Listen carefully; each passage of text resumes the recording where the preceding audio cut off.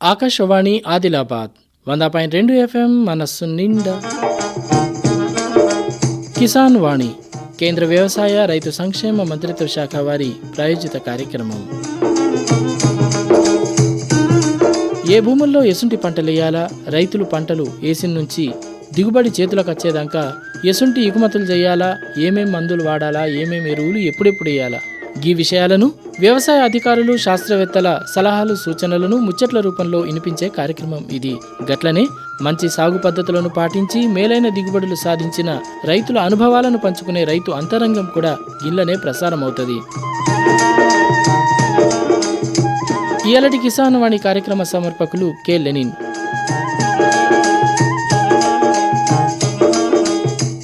ఇయాలటి కార్యక్రమంలో పంట వ్యర్థాల నిర్వహణ, కంపోస్టు తయారీ గురించి మంచిర్యాల జిల్లా బెల్లంపల్లి కృషి విజ్ఞాన కేంద్రం సమన్వయకర్త డాక్టర్ కె శివకృష్ణతో ముచ్చట. గదైనాక రైతు అంతరంగం శీర్షికన పత్తి, కంది సాగు అనుభవాలను గురించి బేలా మండలం సైదుపూర్ గ్రామానికి చెందిన ఎం సురేష్తో ముచ్చటుంటది.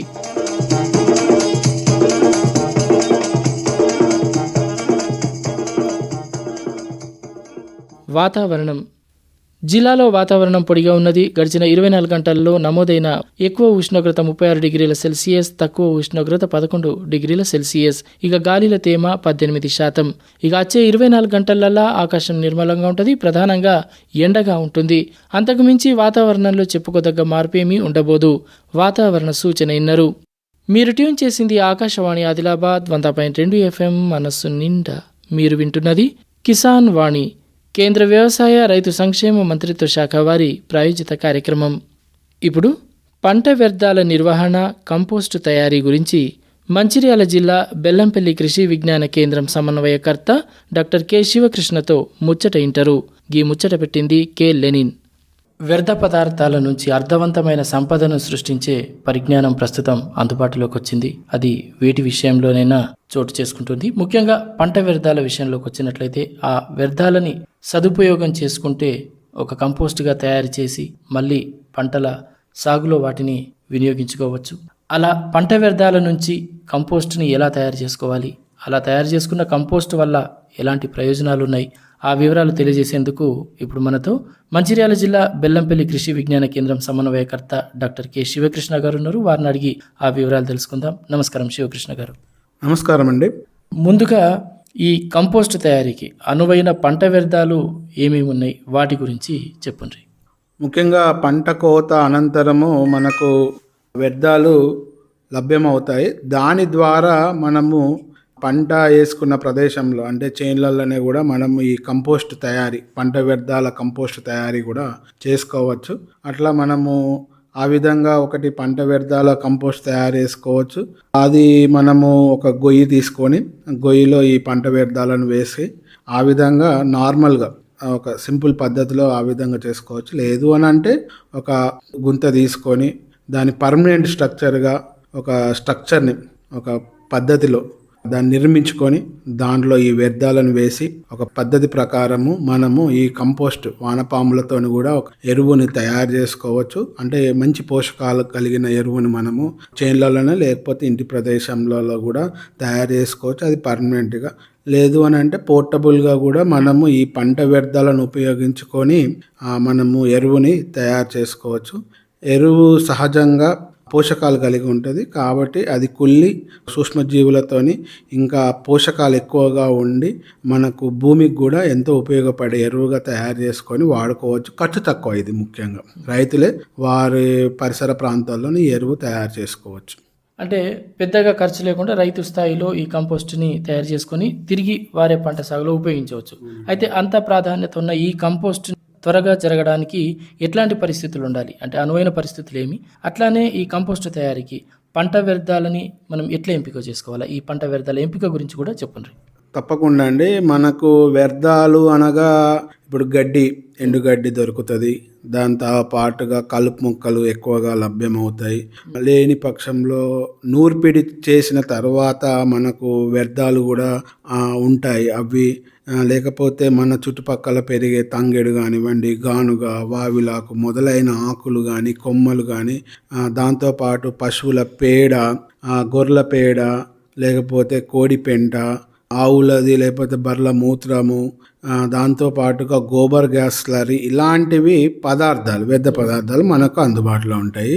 దాంతో పాటుగా త్వరగా మనము ఈ కంపోస్ట్ తయారీ అని అంటే ఈ పదార్థాలలో మనకు నత్రజని మరియు కర్బన శాతం, ఈ మేలవింపు, ఈ రెండిటి కలయిక బట్టి మనకు కంపోస్ట్ తయారీ అనేది కొద్దిగా వేగంగా జరుగుతుంది, లేని పక్షంలో స్లోగా జరుగుతుంది, అంటే నెమ్మదిగా జరుగుతుంది.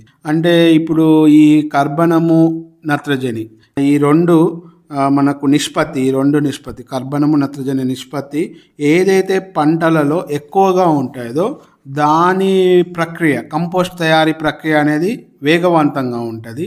అదే కర్బనము నత్రజని ఈ నిష్పత్తి తక్కువగా ఉండే పదార్థాలలో మనకు ఈ కంపోస్ట్ తయారీ అనేది కొద్దిగా మెల్లగా జరుగుతుంది. అంటే ఇక్కడ మనము తక్కువగా అంటే ఈ రంప పొట్టు, అంటే మనం ఏదైతే సామిల్స్ అంటామో అక్కడ లభ్యమయ్యే పొట్టు ద్వారా కూడా మనము కంపోస్ట్ అనేది తయారీ చేసుకోవచ్చు. సో అలా చెక్క పొడి కానివ్వండి, రంప పొట్టు కానివ్వండి, వరిగడ్డి కానివ్వండి, ఎండిపోయిన పుల్లలు, ఇలా వీటిలో మనకి కర్బన శాతము మరియు నత్రజని నిష్పత్తి అనేది తక్కువగా ఉండడం వల్ల మనకు మెల్లగా స్లోగా ఈ ఎరువు తయారీ అనేది జరగడం జరుగుతుంది. లేని పక్షంలో ఎక్కువగా ఉండేదంటే గ్లైరిసీడియం, లేత కొమ్మలు, ఆకులు, గడ్డి, పచ్చిగడ్డి ఆకులు, పశువుల పేడ, మూత్రము ఇవన్నీ మొదలైన వాటిలో ఈ కర్బనం నత్రజని యొక్క నిష్పత్తి అనేది ఎక్కువగా ఉండడం వల్ల త్వరగా కుళ్ళిపోయే అవకాశం ఎక్కువగా ఉండి మనకు తొందరగా కంపోస్ట్ తయారీ అనేది జరుగుతుంది. ఇది ఒకటి గుర్తుపెట్టుకోవాలి. రెండోది ఏంటి అంటే మనం ఏదైతే కంపోస్ట్ తయారీ ఉంటుందో ఆ దిమ్మల్లో మనం ఒక ప్లేస్లో మనం ఒక పర్మనెంట్ స్ట్రక్చర్గా ఏదైతే కంపోస్ట్ కోసం తయారీ చేసుకుంటామో దాంట్లో ఒకవేళ మనం వాడే రంప పొట్టు కానివ్వండి, ఎండు పుల్లలు ఎక్కువ శాతం ఉన్నదనుకోండి, కొద్దిగా ఎక్కువగా యూరియా పిచికారీ అంటే పైన చిలకరించడం ద్వారా తొందరగా కుళ్ళిపోయే అవకాశము ఎక్కువగా ఉంటుంది. సో ఆ విధంగా కూడా మనము ఈ కంపోస్ట్ తయారీ, ఈ ఎరువు తయారీ, కంపోస్ట్ ఎరువు, ఇంకేదైనా కూడా ఆ తయారీని అనేది మనం తొందరగా వేగవంతం చేయాలి అని అన్నప్పుడు ఎన్నుకునే పదార్థం అనేది కూడా చాలా అంటే చాలా ముఖ్యము. అయితే ఇప్పుడు ఈ కంపోస్టింగ్ జరిగే సమయంలో పోషకాలు నష్టపోకుండా ఉండాలంటే ఈ కంపోస్టింగ్ గుంతల ఎటువంటి జాగ్రత్తలు తీసుకోవాలి, ఆ వివరాలు చెప్తారా? మనము ఈ పోషకాలు అంటే కంపోస్ట్ తయారయ్యే సమయంలో పోషకాలు నష్టపోయే అవకాశము ఉంటుంది. కాబట్టి ఎలా అంటే ఈ కంపోస్ట్ తయారీ సమయంలో ఆ కంపోస్ట్ గుంతలో మనం ఈ కంపోస్ట్ వేసినప్పుడు ఈ తేమ అంటే ఎంత అవసరమో అంతవరకు తేమ అనేది ఉండే విధంగా మనము చర్యలు తీసుకోవడం అనేది చాలా అంటే చాలా ముఖ్యము. ఎందుకంటే ఈ తేమ ఉండడం మూలానే ఈ కుళ్ళడానికి, అంటే సేంద్రియ పదార్థాలు కుళ్ళడానికి ఎక్కువగా దోహదపడేదే తేమ. ఎందుకంటే సూక్ష్మజీవులు అధికంగా వృద్ధి చెంది తొందరగా కంపోస్టింగ్ జరగడానికి, కుళ్ళడానికి ఈ తేమ అనేది చాలా అంటే చాలా ఉపయోగకరంగా ఉంటుంది. కాబట్టి ముఖ్యంగా తేమను మనము మెయింటైన్ చేయడం అనేది చాలా అంటే చాలా ముఖ్యము. రెండోది ఏంటంటే ఎక్కువ కూడా నీరు నిల్వ ఉండొద్దు, అది రెండోది. అంటే ఎంతవరకు కావాలో అంతవరకే తేమ, పచ్చదనం అంటే ఉండడం ముఖ్యం. కానీ ఎక్కువగా నీరు నిల్వ ఉండడం ద్వారా ఇప్పుడు ఏమవుతుందంటే గాలి లోపలికి ప్రసరణ జరగకపోవడము. నెక్స్ట్ ఇంకోటి ఏంటంటే మనకు మేలు చేసే సూక్ష్మజీవుల కన్నా హానికారక అంటే ప్రాణవాయువు అవసరం లేని సమయం, అంటే నీళ్లు ఉన్న సమయంలో ఏంటంటే ఆక్సిజన్ వెళ్ళదు. ఆక్సిజన్ వెళ్ళకపోవడం ద్వారా ఏమవుతుంది అని అంటే ప్రాణవాయువు అవసరం లేని సూక్ష్మజీవులు, అంటే హానికారక సూక్ష్మజీవులు అభివృద్ధి చెందే అవకాశం ఎక్కువగా పెరిగిపోయి తెగుళ్ళు సంబంధించిన సూక్ష్మజీవులు కూడా అధికంగా పెరిగిపోయి ఏమవుతుంది అంటే కుళ్ళిపోయిన వాసన, అంటే సహజ సిద్ధంగా ఎరువు తయారీ వానపాములతోని కానీ మిగతా ఏదైనా పద్ధతిలో మనం ఎరువు తయారు చేసినప్పుడు ఇలాంటి కుళ్ళిపోయిన వాసన అనేది రాదు. కానీ ఇప్పుడు ఏమవుతుందంటే నీరు నిల్వ శాతం ఎక్కువగా లోపలికి ఇంకకపోకుండా మనము ఎలాంటి చర్యలు తీసుకోకపోయినప్పుడు అంటే గుంత నిర్మాణం చేసే సమయంలో కొన్ని జాగ్రత్తలు తీసుకోవాలి. అంటే మనం వాటర్ ఇచ్చినప్పుడు అది కిందికి ఇనికిపోయే విధంగా మనము చర్యలు తీసుకోవాలి. అది నిల్వ ఉండేటట్టుగా అక్కడ ఇచ్చిన వాటర్ అంతా ఎటు పోకుండా ఉండేటట్టు ఉంటే ఏమవుతుంది అని అంటే ఈ గాలి ప్రసరణ జరగకపోవడం ద్వారా మనకు హానికారక సూక్ష్మజీవులు పెరిగి అలాగే తెగుళ్ళు కూడా ఎక్కువగా పెరిగే అవకాశం ఉండి మనకు ఒక రకమైన దుర్వాసన వచ్చే అవకాశం ఉంటుంది. కాబట్టి కొద్దిగా సాధ్యమైనంత వరకు తేమ ఉంచుకోవాలి తప్పితే అధిక తేమ అనేది ఉండకుండా జాగ్రత్త తీసుకోవడం ద్వారా తేమ ఎందుకంటే మంచిగా సూక్ష్మజీవులు అభివృద్ధి చెంది మనకు కంపోస్టింగ్ త్వరగా అవడానికి ఈ తేమ అనేది చాలా అంటే చాలా ఉపయోగపడుతుంది. అంటే ఎలాంటిది నష్టపోకుండా అంటే పోషకాలు నష్టపోకుండా ఏదైతే కంపోస్టింగ్ అది వాసన రాకుండా అంటే దుర్వాసన రాకుండా మనం చర్యలు తీసుకోవాలంటే తగినంత తేమ ఉండడం ద్వారా మనము ఎలాంటి పోషకాలు నష్టపోకుండా ఉంటాం. అయితే ఇప్పుడు ఈ కంపోస్టింగ్ త్వరగా జరగడానికి అనువైన పరిస్థితుల గురించి అట్లాగే దీని తయారీకి పంట వ్యర్థాల ఎంపిక గురించి చెప్పిండ్రు. అట్లనే మా శ్రోతల కోసం అంటే రైతు శ్రోతల కోసం కంపోస్టింగ్ తయారీ విధానం గురించి ఒకసారి చెప్పండి. ఇప్పుడు మనము తయారీ విధానం అంటే ఇప్పుడు మామూలుగా కంపోస్ట్లు నాడపిట్స్ అంటాము, దాన్ని కూడా నిర్మించుకోవచ్చు.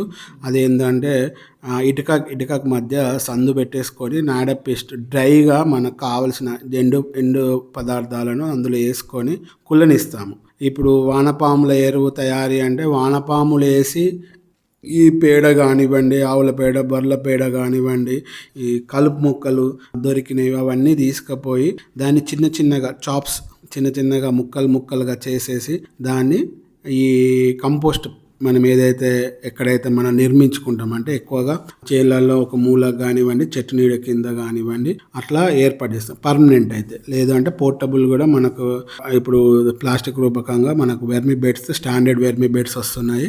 దానికి కూడా మనం ఎక్కడైతే అక్కడ అనువైన ప్రదేశంలో ఇమ్మీడియట్గా మనము ఇది వేసుకోవచ్చు. కింది లేయర్గా ఒక 6 ఇంచుల వరకు రాళ్ళు, కొద్ది పెద్ద పెద్ద రాళ్ళు, దాని మీద చిప్పలు, ఎండు కొబ్బరి లేకపోతే చెరుకు ఇలాంటివి ఏదైతే ఉంటే ఆకులు, పెద్ద పెద్ద ఆకులు, ఎండిపోయిన ఆకులు లేకపోతే తాటి మట్టలు ఎలాంటివైనా కింద వేసుకోవాలి. దాని మీద మనకు ఈ ఆవుల పేడ కానీ ఏదైనా ఉన్నప్పుడు అదొక 6 ఇంచుల మందం. సో దాని మీద మళ్ళా పిచికారీ అనేది 1 కేజీ వరకు సుమారు సూపర్ ఫాస్ఫేట్ 1 కేజీ వరకు పైన చిలకరించాలి. సో అట్లా లేయర్లుగా అంటే పొరలుగా ఇది ఏర్పాటు చేసుకోవడం. ఒక 12 అంగుళాల వరకు మనము ఇది లేయర్గా చేసుకోవడం ద్వారా తర్వాత పైన ఒక మంచిగా పూయడం అనేది చాలా ముఖ్యము. మట్టి పేడ మిశ్రమం కలుపుకొని పైన నీటికి ఒక పూత పూయడం ద్వారా ఏమవుతుందంటే లోపల ఉన్నదంతా కుళ్ళిపోయే అవకాశం ఉంటుంది. దాంతోపాటుగా ఈ కుళ్ళిపోయే సమయంలో టెంపరేచర్ అనేది పెరగడం ద్వారా హానికారక శిలీంధ్రాలు ఏదైనా ఉన్నా కూడా రోగకారక క్రిములు కానివ్వండి, కీటకాలు కానివ్వండి కూడా అవి నశించే అవకాశం ఎక్కువగా ఉంటుంది. దీంతో పాటుగా మనం ఈ కంపోస్ట్ తయారీలో ఎక్కువగా వానపాములను ఉపయోగిస్తూ ఉంటాము. ఆ వానపాములు ఏంటి అంటే ఒక 1500 నుంచి 2000 వరకు ఈ వానపాములు ఒక చదరపు మీటర్ విస్తీర్ణంలో మనము వదులుకోవాలి. ఈ కంపోస్ట్ తయారీకి అదేంటి అంటే ఆ పద్ధతిలో మనము నిర్మించుకోవాలి అంటే ఒక 5.2 మీటర్ల పొడవు అలాగే 2 మీటర్ల వెడల్పు 1 మీటర్ లోతు ఉన్న ఒక గుంతను ఏర్పాటు చేసుకొని సిమెంటింగ్ చేసుకొని చుట్టుపక్కల కింద కూడా సిమెంట్ చేసుకోవాలి. కింద ఎందుకు సిమెంట్ చేసుకోవాలంటే వానపాములు భూమి లోపలికి పోకుండా ఆగేటట్టుగా దాని మీద మనం ఫస్ట్ లేయర్ కింద ఈ ఆకులు కానివ్వండి, కొబ్బరి చిప్పలది దాని మీద పేడ అదొక లేయర్, దాని తర్వాత ఈ సూపర్ ఫాస్ఫేట్ దాని మీద మళ్ళా పేడ, దాని మీద స్లర్రీ ఇట్లా దాని తర్వాత ఒకటి లేయర్ లాగా గడ్డి ఏదైతే మనకు అందుబాటులో ఉన్న వ్యర్థ పదార్థాలు ఉంటే అవన్నీ వేసేసి వానపాములు వదలడం ద్వారా ఈ టెంపరేచర్ అంటే వానపాములు ఒక 3 నెలలు 90 రోజులు 3 నెలల కాలం 70 నుంచి 90 రోజుల వ్యవధిలో మనకు ఎరువు అనేది తయారవుతూ ఉంటుంది. చాలా సంతోషం శివకృష్ణ గారు. ముఖ్యంగా ఈ పంట వ్యర్థాల నిర్వహణతో పాటు వాటి ద్వారా ఏ రకంగా కంపోస్ట్ తయారు చేసుకోవాలనే దాని గురించి చక్కగా వివరించారు. మరి రైతులు తాము తీసుకున్న దిగుబడుల తర్వాత మిగిలిపోయిన పంట వ్యర్థాలు ఏవైతున్నాయో వాటిని వ్యర్థం చేసుకోకుండా సదుపయోగం చేసుకొని వాటి ద్వారా సరైన రీతిలో కంపోస్టును తయారు చేసి ఉపయోగించుకుంటారని ఆశిస్తూ అలా తయారు చేయడానికి ఇప్పుడు మీరు చెప్పిన విధానాలు పాటించి మంచి నాణ్యమైన కంపోస్టును తయారు చేస్తారని ఆశిస్తూ ఈ చక్కని సమాచారాన్ని తెలియజేసినందుకు మీకు ధన్యవాదాలు. నమస్కారం. అందరికి ధన్యవాదాలండి. Thank you. ఇప్పటిదాకా మీరు పంట వ్యర్థాల నిర్వహణ, కంపోస్ట్ తయారీ గురించి మంచిర్యాల జిల్లా బెల్లంపల్లి కృషి విజ్ఞాన కేంద్రం సమన్వయకర్త డాక్టర్ కె శివకృష్ణతో ముచ్చట ఇన్నరు. ఈ ముచ్చట పెట్టింది కె లెనిన్. ఇది ఆకాశవాణి ఆదిలాబాద్ 100.2 FM మనస్సు నిండా. మీరు వింటున్నది కిసాన్ వాణి, కేంద్ర వ్యవసాయ రైతు సంక్షేమ మంత్రిత్వ శాఖ వారి ప్రాయోజిత కార్యక్రమం. కార్యక్రమంలో ఇప్పుడు రైతు అంతరంగం. మేలైన సాగు పద్ధతులను పాటించి మంచి దిగుబడులు సాధించిన రైతుల అనుభవాలను పంచుకునే కార్యక్రమం రైతు అంతరంగం. ఇయాలటి రైతు అంతరంగంలో బేలా మండలం సైద్పూర్ గ్రామానికి చెందిన రైతు ఎం సురేష్ పత్తి, కంది సాగులోని తన అనుభవాలను పంచుకుంటారు. వీరితో ముచ్చట పెడుతున్నది కె లెనిన్. మొదటి నుంచి వ్యవసాయ కుటుంబం, తండ్రి ద్వారా వారసత్వంగా వ్యవసాయాన్ని అందిపుచ్చుకొని ఆ రంగంలో కొనసాగుతూ దాదాపు 3.5 దశాబ్దాలకు పైగా అనుభవాన్ని గడించిండ్రు సైదుపూర్ గ్రామానికి చెందిన మెంతల్ సురేష్. వీరు గత కొన్ని సంవత్సరాలుగా ప్రధానంగా పత్తితో పాటు కంది ఈ 2 పంటలనే సాగు చేస్తూ ఈ ప్రాంతంలో ఆదర్శంగా ఉన్నారు. మరి వారి ఆ సాగు అనుభవాలను ఇప్పుడు మనతో పంచుకుంటారు. నమస్కారం సురేష్ గారు. నమస్కారం సార్. సురేష్ గారు, ఇప్పుడు మీకు ఎంత భూమి ఉన్నది? ఎన్ని అయితే ఇంతకు ముందే చెప్పిండ్రు, దాదాపు 3.5 దశాబ్దాలు అంటే 35 ఏళ్ళ నుంచి వ్యవసాయంలో ఉన్నారు. మీకు ఎంత భూమి ఉన్నది? అది ఏ రకం భూమి? నీళ్ళ వసతులు ఎట్లా ఉన్నాయా? వర్షాధారమేనా? గా ముచ్చట్లు చెప్పండి. అంటే మాకు సార్ భూమి ఉన్నది, నీళ్లు లేవు, వాగు నీళ్ళు ఉన్నాయి. మనీగా మనం పెట్టుకుంటే ఇంజన్ పెట్టుకుని నీళ్ళు ఇడాలి. మళ్ళీ కాకపోతే ఆ పంట వేసిన దానికి సాత్నాల ప్రాజెక్ట్ ఉన్నది చూడు, అది పెద్ద వాగాస్తే ఆ పత్తిన్స్క తీసుకుపోతుంది.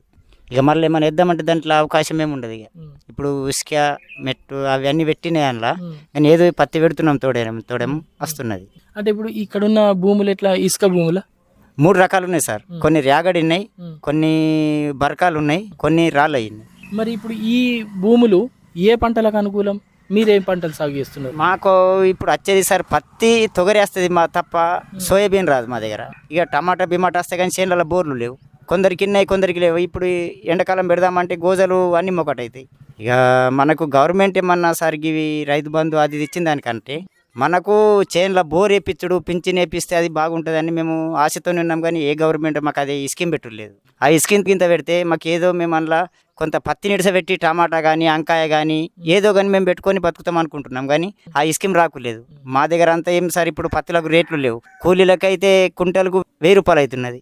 ఇక అందులో మనకు ఏం పడతలు వాడు లేదు. కానీ ఇక చేసుడు అంటే చేసుడే అంతే. అయితే ఇప్పుడు మీకు ఏ వాగు ఉన్నది దగ్గర? సాధనాలు ఇదే పెద్ద వాగు. పెద్ద వాగు. అవును, దాన్ని పెద్ద వాగు అంటారా? పెద్ద వాగు అంటాము. అందులో ఎప్పుడుంటాయి నీళ్ళు? అవి ఎనీ టైం ఉంటాయి, ఎనీ టైం ఉంటుంది. మనకు చేసుకో ఇక మనకు కరెంట్ ఉంటే సార్ ఏమన్నా చేయొచ్చు. కానీ ఆయిల్ ఇంజన్తో డీజిల్ పీరం ఉన్నది కదా, ఏం చేయరాదు. ఇక పత్తికి ఒకసారి 2 సార్లు పెట్టుకుంటాము, అయిపోయింది. ఇక పత్తి కట్టే తీసుడైనది ఏం లేదు ఇప్పుడు. అయితే ఇప్పుడు సాధనాల ప్రాజెక్టు కూడా దగ్గరనున్నది. కాకపోతే మీరు ప్రాజెక్టుకు మీది భాగంలో ఉన్నారు కదా? మేము మీది మా నీళ్ళే వాళ్ళకి పోతున్నాయి, వాళ్ళ నీళ్ళు ఇటు మాకు రావుగా.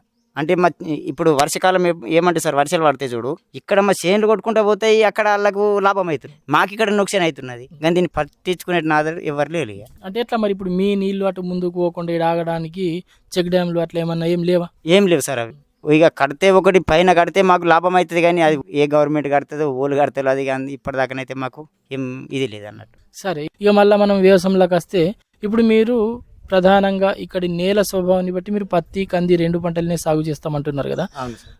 ఒకే రకంగా ఇవే 2 పంటలు చేస్తున్నారు కదా, మరి పంట దిగుబడులలో ఏమైనా మార్పులు ఉన్నాయా? పంట దిగుబడి ఏం సార్, భూమిని పట్టినది 5 నుంచి 6 కుంటలు వెళ్తుంది. మంచిగా కొంచెం భూమి 2-3 సార్లు నీళ్ళు ఇచ్చి చేస్తే ఒక 8 కుంటలు పడుతుంది, 7-8 పడుతుంది. లేకుంటే 4-5 కుంటలకి వెళ్ళదు. ఇప్పుడు ఏట ఎంత వెళ్తుంది సార్? ఇప్పుడు నేను అది 3 ఎకరాలు కాక నేను 20 ఎకరాల భూమి పడతాను. మునాప 150 కుంటల పత్తి వెళ్ళింది ఇప్పటికి. అంటే మీకున్న సొంత భూమి ఎంత? 3 ఎకరాలు. మీ 3కు అదనంగా కౌలుకు తీసుకొని చేస్తున్నారు? అవును సార్, కౌలుకు చేస్తే 150 కుంటలు వెళ్ళింది. 150 కుంటలు అంటే సార్ దానికి రేట్ లేదు. ఇక అది ఉల్టా పేమెంట్ పడ్డాయి కానీ బాకీలు తీరలే. ఎందుకంటే భూములు అల్కగా ఉన్నాయి, రేట్లేమో వస్తీల రేట్లు వచ్చేసినాయి సార్. ఇప్పుడు ఈ జైనత్ మండల బేల మండల ఉన్నాయి రేట్లు చూడు, 25,000 ఎక్కరు, 25,000 ఎక్కరు. దాన్ని పట్టుకొని మాది ఆగలేసుకు అదే నడుస్తున్నది. ఇక బరకం భూమి మనకి చేయంది అయితే ఏం లేదు, చేయన పడతాయి కంపల్సరీ. పోనీ పట్టుకుందామని చేస్తే అది ఆట లాస్ అవుతున్నాయి. కాకపోతే ఒక రేట్ ఉంటే మంచిగా అయితే సార్, కానీ రేట్ లేదు. ఒక కనీసం 10,000 ఇంత రేట్ ఉన్న పడితే మనకి ఎంతో తగ్గ అవుతుండే, కానీ రేట్ లేక మేము అది పరిశాను నిన్నమ్మ. అయితే ఇప్పుడు ఈయోడు పత్తి ఉన్నదా ఇంకా పొలంలో మొత్తం తీసేసిండ్రా? సార్ ఇప్పటికైతే ఉన్నది, నీళ్ళు పెట్టినాము, ఆగినది, కానీ అది పుచ్చవలుగుతున్నది. ఇక అది అయిపోయినట్టు. ఇక ఇప్పుడు ఈ ఉన్న దాంట్లో ఏమన్నా ఆశ ఉన్నదా? ఇక ఏం లేదు సార్, ఇక అయిపోయింది. కనీసం కూలీల మందం అని వెళ్తలేదు ఇప్పుడు ఉన్నదా? కూలీ 250 రూపాయలు కూలీనా సార్, వాళ్ళు ఏరుతున్నారు 7-8 కిలో పత్తి, అది తీసుకున్నది నయం కదా, అందుకోసానికి ఇక ఇప్పుడు ఆశ ఏం లేదు సార్, అయిపోయింది. ఇప్పుడు ఈ పత్తి అంతా వెళ్ళినాక ఏం చేస్తారు? ఈ భూమిలో పత్తి ఏరి కట్టే తీసేసిన తర్వాత ఏమి లేదు సార్, గట్టనే ఉంటుంది. ఇక మళ్ళీ వర్షం పడాలా, మళ్ళీ పత్తి పెట్టుకోవాలి అంతే, అప్పటిదాకా ఏమి అవకాశం లేదు. ఇక ఎన్నిసార్లు పెడతారు పంట ఇప్పుడు ఏడాదిలో? ఏడాదిలో ఒకటిసారి కదా సార్, జూన్కి అయితే జూనే అంతే అంతే, మళ్ళీ వేరేది ఏం చేయరాదు. ఇక నీళ్ళు ఉంటే మనం ఏమన్నా దాన్ని వీకి గోధుమ పోయచ్చు, జొన్న పోయచ్చు, కానీ మోటార్తో సార్ మా మోటార్లు లేక ఇంజన్లతో డీజిల్ పిరం ఉన్నది కదా, మరి అందుకోసానికి మేము పోయామన్నట్టు. ఇక అంటే ఏడాదిలో ఒకటే పంట తీస్తారు? ఒకటే పంట సార్, ఒకటే పంట. అయితే ఇప్పుడు పత్తితో పాటు కంది పంట అంటే తొగరి పంట కూడా తీస్తామన్నారు కదా, ఇది అంతర పంట చేస్తారా లేకపోతే మొత్తం ఇదే కంది అలిగినరా? లేదు సార్, పత్తిలా 10 సార్లకు ఒకటి కంది వేస్తాం మేము, 10 సార్లకు 8 సార్లకు ఒకటి కంది వేస్తాము. ఆ కంది ఈ సంవత్సరం ఏమైంది సార్, అది వర్షం దుమారము మొగులు ఉండే చూడు, అసలు పూత మీద అవరేది దిగాలి, అడ్రస్ కలాస్ అయిపోయింది ఈ సంవత్సరం. మళ్ళీ 2 కందులు పత్తి. ఎట్లా మరి కందుల దిగుబడులు ఎట్లా వచ్చినాయి? కందుల దిగుబడి ఈ సంవత్సరం బాగా తక్కువ వచ్చింది సార్. కందులు 2 కుంటలు 1 ఎకర్కు 3 కుంటలు ఇట్లా వెళ్ళింది. నీళ్ళు ఉన్నాయి 3-4 పడ్డాయి, నీళ్ళు లేని సార్ 1 కుంటలు పడ్డది మా అక్కడ. అంటే ఎటు ఉన్నది మీ భూమి? ఎటు వాక్కాయ ఉన్నదా లేదా దూరం? వాగు దగ్గరనే సార్, 7-4 వాగున్న చూడు, వాగు దగ్గరనే మాది, ఒకటే పైపు చేయండి పోతుంది. ఎట్లా అంటే ఓళ్ళ దాళ్ళే మోటార్లు పెట్టుకున్నారా లేకపోతే అందరు కలిసి పొత్తులో పెట్టుకున్నారా? కాదు సార్, ఇక 2-3 పొత్తుల ఇంజన్ పెట్టుకుంటాం మేము. ఇంజన్ ఆడ మాకు కరెంట్ లేదు, ఆ సైడ్ కరెంట్ లేదు, మోటార్లు లేవు, పెట్టుకుంటే ఇంజన్ పెట్టుకోవాలా లేకుంటే ఏం లేదు. మరి ఇంజన్కు కరెంట్ లేదంటే ఎట్లా జనరేటర్? ఇంజన్కు సార్ ఆయిల్ ఇంజన్ కదా, డీజిల్. అచ్చా, డీజిల్ పోసి నడుపుకుంటారు? డీజిల్ పోసి నడుపుకుంటాము, ఆయిల్ ఇంజన్ డీజిల్ పోసుకొని నడుపుకుంటాము. ఎన్నిసార్లు పెడతారు ఇట్లా ఇంజన్ పెట్టి? ఎన్నిసార్లు నీళ్ళు పడతారు సార్? సొంతం ఇంజన్ ఉండి సొంతం పైపులు ఉంటే మనం ఒక 3-4 సార్లు పెట్టుకుంటే ఏం కాదు, లేకుంటే వేరే వాళ్ళ దగ్గర ఇంజన్ కిరాయి తీసుకొని పెట్టుకోవాలంటే మనకు రోజుకి 1000 రూపాయల కూలి సార్, దాన్ని కిరాయి 1000 రూపాయల కిరాయి. అది ఒకటి మళ్ళీ 10 లీటర్ల డీజిల్ కంటే అది 100 రూపాయల లీటర్ అంటే అది 1000 రూపాయలు, రోజుకు 2000 రూపాయలు సార్. అది ఒక్కసారి ఇస్తాము, ఆపేస్తాము. అయితే ఇప్పుడు ఈ పత్తి కందికి చూసినట్లయితే పంటల పరంగా చూసినట్లయితే చీడపీడలు కానీ ఇక పురుగులు కానీ ఇట్లాంటివి ఏమన్నా సమస్యలు వచ్చినాయి? వీటిని ఎట్లా ఎదుర్కొన్నారు? సరిగా మందులు బాగా కొట్టినాం, ఈ మందు కొడితే రాదు, ఆ మందు కొడితే రాదు, గులాబీ పురుగు రాదు, ఈ చెడి పురుగు రాదు, ఆ పురుగు రాదు అనుకుంటా అద్దెకెక్క మందులు అయినాయి సార్. అయితే అప్పుడు మన దగ్గర కొంచెం కంట్రోల్ అయింది. ఎట్లా మరి గులాబీ రంగు పురుగు వచ్చిండేనా? రాలేదు సార్, అది అంటే రాలే కానీ ముందే మందు జాగ్రత్తతోనే మందులు కొట్టుకున్నారు అందరూ. ఫస్టే మందులు కొట్టుకున్నాము, అది 25 కానీ అది పర్ఫెక్ట్స్ కానీ ఏదేదో మందులు కొట్టుడుకు మా దగ్గర గులాబీ పురుగుది మా దగ్గర రాలేదు. అయితే ఈయోడు ఈ కంది పంట కూడా పూత కాత మంచిగానే కనిపించింది కదా కొన్ని జాగాలలో. మీ ప్రాంతంలో ఎట్లా ఉండే ఇటు సైద్పూర్ సాయి సార్? నీళ్ళు అయితే ఎవరైతే ఇచ్చిండో 2-3 సార్లు వాళ్ళకు కొంచెం 3-4 కుంటలు అవరేజ్ ఇచ్చింది. ఎవరైతే నీళ్ళు ఒక్కటే పెట్టి పాపం వాళ్ళకి నీళ్ళు లేవు చూడు, వాళ్ళ కుంటలు సగం నుంచి 2 కుంటల అవరేజ్ ఇచ్చింది. నీళ్ళు ఉన్న వాళ్ళకు 3-4 కుంటలు ఇచ్చింది, నీళ్ళు లేని వాళ్ళకు 2 కుంటలు దాకా ఇచ్చింది. అయితే ఇప్పుడు ఈ వచ్చిన దిగుబడులు అంటే ఇప్పుడు పత్తికి సంబంధించి ఈయోడు ఎన్నిసార్లు ఏరిండ్రు? 3 సార్లు ఖతం అయిపోయింది సార్ పత్తి. ఫస్ట్ ఒకసారి, సెకండ్ మళ్ళీ ఇది పడ్డది, 3వసారికి ఏం లేకుండానే అయిపోయింది.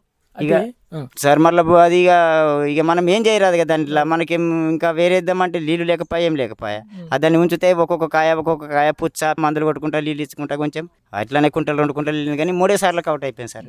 అయితే దాదాపు 1 కాదు 2 కాదు 35 ఏళ్ళ నుంచి పత్తినే వేస్తున్నారు, మధ్యలో సార్లల్లో కంది అంటే తొగరి పంట వేస్తున్నారు. ఇట్లా ఒకే రకంగా ఏళ్ళకేళ్ళు పత్తి పంటని వేస్తుండటంతో దిగుబడిలో ఏమన్నా ఫరక్ అనిపించిందా? దిగుబడి ఏం సార్, కొంచెము ఈ సంవత్సరం నేను 5 పోతలు పోస్తే వచ్చే సంవత్సరం 8 పోతలు పోస్తున్నాం. దాంట్లో మాకు దిగుబడి అన్నది బర్బర్ వస్తున్నది, అంటే ఇక పెంచుకుంటూ పోతున్నాం కదా. అదే గింత మేము అరే మందులు ఇట్లా మనకు అగ్రికల్చర్ వాళ్ళు కానీ వాళ్ళు కానీ వచ్చి చెప్తారు, మీరు మందులు తక్కువ పోయాలా, మీకు ఇంతే పోయాలా, అంతే కొట్టాలంటే దాన్ని చూసినాము, అందులో సార్ తక్కువ వచ్చింది. అయితే మళ్ళీ మేము పశువుల ఎరువు కానీ ఈ కింది మందులు కానీ కొట్టే మందులు కొంచెం ఎక్స్ట్రా కొట్టుడుకు 1 కుంటలు 2 కుంటలు ఎక్కెళ్తున్నాయి సార్. అయితే ఇప్పుడు ఇట్లా ఒకే రకమైన పంట ఒకే తీరు వేసుకుంటా పోకుండా నడమల పంట మార్పు కూడా చేస్తే వచ్చే పంటలు మంచిగా వస్తాయి, దిగుబడి కూడా మంచిగా వస్తుంది అంటారు కదా. మరి అట్లా మీరు పంట మార్పు చేయాలన్న ఆలోచన రాలే మీకు? సార్ సోయాబీన్ వద్దామంటే మా దగ్గర సోయాబీన్ రాదు. పోసి చూసినాం, సోయాబీన్లు మంచి భూమిలో పోసినామైతే ఒక 3 కుంటలు 4 కుంటలు వెళ్ళినాయి సార్. మరి దాన్ని వీకేసి మనం ఏమైనా పోద్దామంటే నీళ్లు లేవు, అందుకోసమే సార్ పత్తి పెడుతున్నాం. అట్లా మార్పుల మనకి మన లాభం వస్తుండొచ్చు కానీ మనకు నీళ్లు మోటార్లు లేక సార్ ప్రాబ్లం ఉన్నది. దాంతోనే ఈ ఏరియా అంతా కొంచెం వెనుకబడ్డది సార్. అయితే ఈ కందికి సంబంధించి ఎట్లా దాని అనుభవాలు చెప్పండి. కందిది ఏమున్నాయి సార్, నీళ్ళు ఉండాలి, ఒక 2-3 ఇస్పిరీలు ఉంటే కందిగా వస్తుంది. కందికి పత్తి కన్నా తక్కువ మేనతే, పత్తికి బాగా మేనత ఉన్నది. చిన్నప్పటి నుంచి అయితే దాన్ని సార్ పూర మన మనిషి సంటి పిల్లని ఎట్లా పెంచుతామో ఆ పత్తిని అట్లా పెంచుతేనే అది పత్తిగా వస్తుంది. మధ్యలో ఇంత ఇడిసబెట్టుకుంటా పట్టినాం అనుకో ఆ పత్తి వేయనట్టుగా కలుపులు తీయబడుతుంది 3-4 సార్లు, డవరలు కొట్టబడుతుంది. పత్తి ఇక 3 సార్లు మందు పోయబడుతుంది, 3 అయితే సార్ 4 సార్లు అవుతుంది. ఇస్పిర్లు అయితే 1-2 సార్లు 3 సార్లు కొడితే బాగా అవుతుంది అని అంటారు కానీ మేమైతే 15 సార్లు 12 సార్లు మందు కొడతాం సార్. అయితే మా ఇప్పుడు ఈ జంగల్ ఏరియాలో ఎట్లుంటే భూములు కొంచెం అలకగా ఉన్నాయి సార్. అలకగా దాంతో మాకు ఎవరి తక్కువ వస్తాయి. అందుకు మాకు మిగులు వాటర్ అన్నది ఏం రాకులేదు. మేము బాకీల పాలు అవుతున్నాం ఎక్కువ. ఇప్పుడు ఈ 4-5 సంవత్సరాలు అయితే బాకీల పాలు అవుతుంది. అయితే ఇప్పుడు ఈ పంటలకు సంబంధించి అడవి ప్రాంతంకు దగ్గర ఉన్నాయి మీ భూములు, ఏమన్నా జీవరాశులతో ఏమన్నా సమస్య ఉన్నదా? సరిగా 10 కుంటలు వెళ్ళేటి జాగాల 5 కుంటలు వెళ్తున్నాయి పత్తులు. అడుగు పందులు బాగా వస్తున్నాయి. పూర కింది నుంచి అయితే మొదటికే ఒక్క జానెడు ఉంచే పూర నరికేసి సార్ కాయలన్నీ తినేస్తున్నాయి. ఇక కరెంటు పెడితే వాళ్ళన్న ఇక ఈ ఫారెస్ట్ వాళ్ళు వార్నింగ్ ఇస్తున్నారు, వాళ్ళన్న చచ్చిపోతే మంచిగా ఉండదు మీరు పెట్టద్దంటే దాన్ని కరెంటు మా ఏరియాలో అయితే వాళ్ళు పెట్టారు. మరి మనం సోలార్ పెడదామన్నా సార్ సోలార్కు ఇక నా దగ్గర కొత్తలు నేను ఒక సోలార్ కొనుకొచ్చుకుంటా, మిగతా 12 మంది అట్టనే కదా సార్. ఇక అందుకోసం నాకు అవి పందులు బాగా అయినాయి మా దగ్గర. మాదైతే ఈ సంవత్సరం సార్ కనీసం 7-8 ఎకరాలు దింగాన్ చేసినాయి సార్. ఇప్పుడు పందులు వెళ్ళినాయి. ఇంత గోధుమ పోసుకున్నాం మేము, రాత్రి అంతా దింగాన్ చేసినాయి. ఇక ఆ భయం ఎక్కున్నది. ఇటైతే మనకు కరెంట్ అయితే ఏ రాదు, మన చేనులలో కరెంట్ ఇసుకలేదు. ఈ సోలార్ పెట్టుకుంటే నేను ఒక్కొని వేసిన నువ్వు ఒక్కొని వేయకపోతే అవి ఏమవుతున్నాయి సార్. ఇక ఏదైనా సందు ఉంటే అందులోకి వచ్చి దింగానే చేస్తున్నాయి. పందులు బాగున్నాయి సార్. మాకు పందుల సమస్య ఒకటి బాగున్నది. పందుల సమస్య బాగున్నది. ఆ పందులతోని మాకు తక్కనే వస్తున్నది, పంటనే దిగుబడి తక్కువ వస్తున్నది. మొత్తం మీద ఎట్లా అనిపిస్తున్నది? 3.5 దశాబ్దాలుగా ఈ వ్యవసాయంలో ఉన్నారు, వ్యవసాయంలో అనుభవం పొందిండ్రు, ఎట్లా అనిపిస్తున్నది సార్? ముందు మంచిగా ఉండే, ముందు ఇంత ఖర్చు లేకుండే, ఇంత ఇది లేకుండా మా బాప మా తాత ఉన్నప్పుడు మేము చూసినాము. అది ఏదో ఇంత పెట్టేస్తే మంచిగా 10-20 కుంటలు వెళ్తున్నాయి. అప్పుడు అందరం బతుకుతుంటే మీ 1 జాగాలు అన్నదమ్ములు అక్క చెల్లెళ్ళు అందరూ ఉండంగా అందరం మంచిగా. ఇవాళ 24 ఎకరాల భూమి చేసి 150 కుంటలు పత్తి వెళ్ళినా సార్, కానీ ఏమిటికేమి లేకుండా పరిశీలన నిన్న. అంటే ఖర్చులు పెరిగిపోయినాయి, మందుల రేట్లు పెరిగిపోయినాయి. మనం మార్కెట్కు మన పత్తి తీసుకపోతే గదే రేటు ఉన్నాయి సార్. రేటుకు ఈ రేటుకు ఏం ఫరక్ అవుతుంది. అందుకు కాస్తకారుకు లాభం లేదు సార్ మొత్తం. చాలా సంతోషం సురేష్ గారు. ఏమాత్రం కుంగిపోకుండా మంచిగా వచ్చిన రోజు రాని రోజు తేడా చూపెట్టకుండా అదే రకంగా ఒకే రకమైన స్ఫూర్తితోని దాదాపు 3.5 దశాబ్దాలుగా వ్యవసాయంలో ఉంటూ మంచి దిగుబడులు సాధించే ప్రయత్నం చేస్తూ ఆశించిన మేర దిగుబడులు సాధిస్తున్నారు. మునుముందు రోజుల్లో కూడా ఇలాగే మీ వ్యవసాయం కొనసాగించి మంచి దిగుబడులు సాధిస్తారని ఆశిస్తూ, సాధించాలని ఆకాంక్షిస్తూ మీ ఈ వ్యవసాయ అనుభవాల్ని మాతో ఇలా పంచుకున్నందుకు మీకు ధన్యవాదాలు. నమస్కారం. నమస్కారం సార్. ఇప్పటిదాకా మీరు రైతు అంతరంగం శీర్షికన పత్తి కంది సాగు అనుభవాలను గురించి బేలా మండలం సైద్పూర్ గ్రామానికి చెందిన ఎం సురేష్తో ముచ్చట ఇన్నారు. ఈ ముచ్చట పెట్టింది కె లెనిన్. ఆకాశవాణి ఆదిలాబాద్ 100.2 FM మనస్సు నిండా.